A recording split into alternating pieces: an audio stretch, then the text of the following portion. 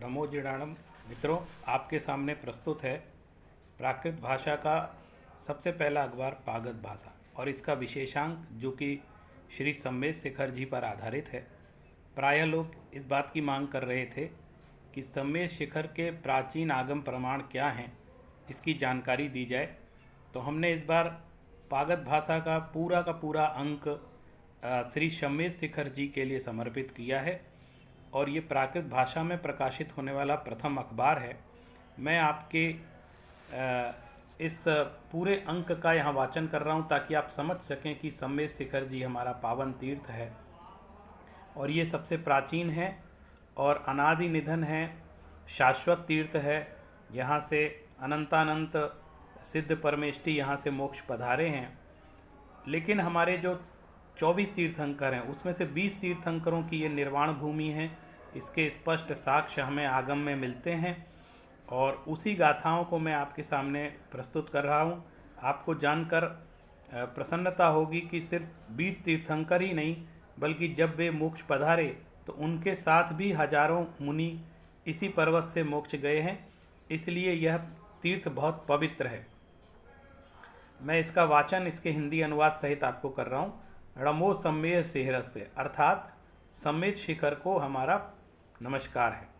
श्री सम्मेद शिखरो भारतस्य अप्यसंख्य जैन धम्मस्य प्रमुख तीर्थम अस्थि। श्री सम्मेद शिखर भारत का अल्पसंख्यक जैन समाज के प्रमुख तीर्थ हैं।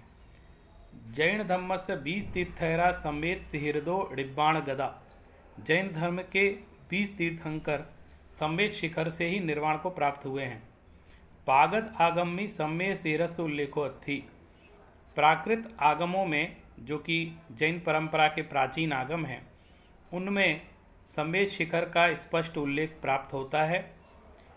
आयर्य कुंड कुंडो उत्तम, आचार्य कुंद कुंद ने कहा है, जो कि पहली शताब्दी के आचार्य हैं, वो अपनी निर्वाण भक्ति में इसका स्पष्ट उल्लेख करते हैं। वे कहते हैं विषम तु जिण वरिंदा अमरासुर वंदिदा ध्रुव किलेसा सम्मेदे गिरि सिहरे डिब्बाण गया मोतेसिम।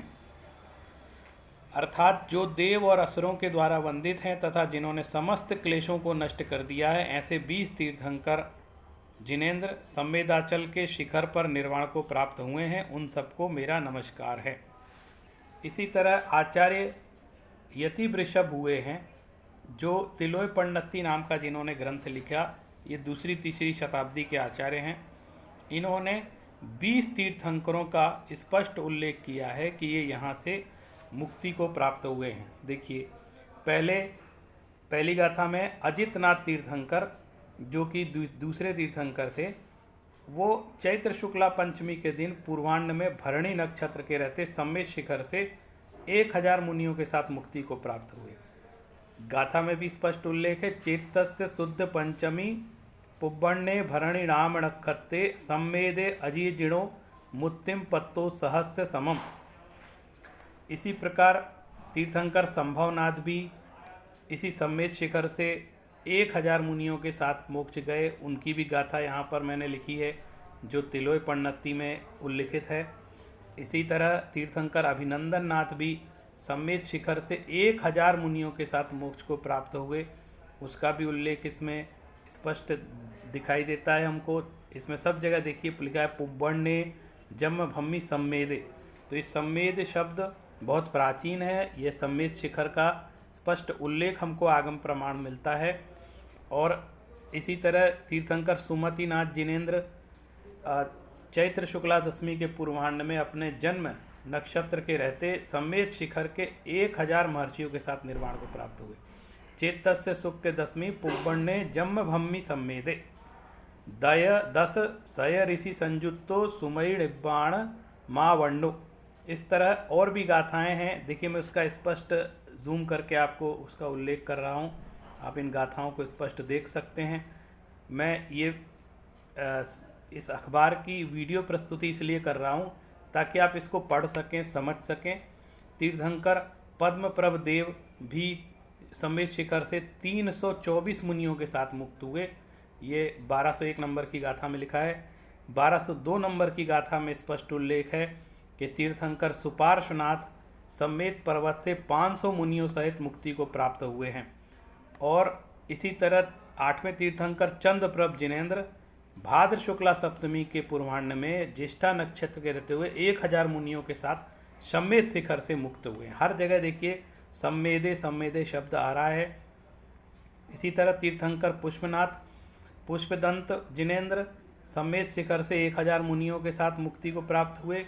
इसी तरह शीतलनाथ जिनेन्द्र कार्तिक शुक्ला पंचमी के पूर्वाह्न में सम्मेद शिखर से 1000 मुनियों के साथ निर्वाण को प्राप्त हुए। और देखिए ये अगला श्रेयांसनाथ तीर्थंकर, जिनका जन्म वाराणसी में हुआ था, लेकिन वो मुक्ति को प्राप्त हुए सम्मेद शिखर से, उन्होंने यहीं तपस्या की। ये सभी तीर्थंकर अपने साथ, उनके साथ जो उनके मुनि थे, उनके साथ इसी पर्वत पर वंदना करते थे और वहीं तपस्या करके उन्होंने मुक्ति को प्राप्त किया। इसलिए ये बहुत ही महत्वपूर्ण क्षेत्र है जैन धर्मावलंबियों के लिए।